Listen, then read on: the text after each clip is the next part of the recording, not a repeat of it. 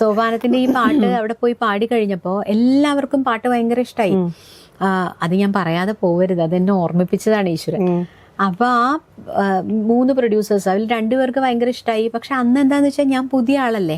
അപ്പൊ ഈ cassettes musical ആയിട്ടുള്ളൊരു മൂവിയാണ്. അപ്പൊ അതിന്റെ കാസറ്റ്സ് ഒക്കെ വിറ്റ് പോകണമെങ്കിൽ ചിത്ര ചേച്ചി തന്നെ അത് പാടണം, എന്നാലേ അതിന് ആ ഒരു ഇത് ഉണ്ടാവുള്ളൂ എന്ന് പറഞ്ഞിട്ട് ഇവര് ഇത് പാടാൻ പറഞ്ഞു. അപ്പൊ ചിത്ര ചേച്ചി അത് തലേ ദിവസം വന്നിട്ട് പൊന്മേഘമേ പാടിയിട്ട് പോയിട്ടോ. പിറ്റേ ദിവസം ചേച്ചി ആദ്യം വന്നപ്പോ ഞാനവിടെ നിൽക്കുന്നുണ്ട്. അപ്പൊ ചേച്ചി എന്നിട്ട് ആ ലിറിക്സ് എന്തോ വാങ്ങിയിട്ട് ഇവരെന്റെ ശബ്ദം കേൾപ്പിച്ചു കൊടുക്കണില്ല. അവസാനം ഈ പാട്ട് ഫുള്ളായിട്ട് പ്ലേ ചെയ്യാൻ പറഞ്ഞു. പ്ലേ ചെയ്തപ്പോ ചേച്ചി ചോദിച്ചു, ഈ പാട്ടിന് ഞാൻ എന്ത് പാടാൻ? അവൾ അസലായിട്ട് പാടിയിട്ടുണ്ട്. നമ്മൾ വിചാരിച്ചാലല്ലേ പുതിയൊരാൾക്ക് നമുക്ക് അങ്ങനെ അവസരം കൊടുക്കാൻ പറ്റുള്ളൂ എന്ന് പറഞ്ഞു അവര്. ലൈഫ് ലോങ് ഞാൻ കടപ്പെട്ടില്ലേ.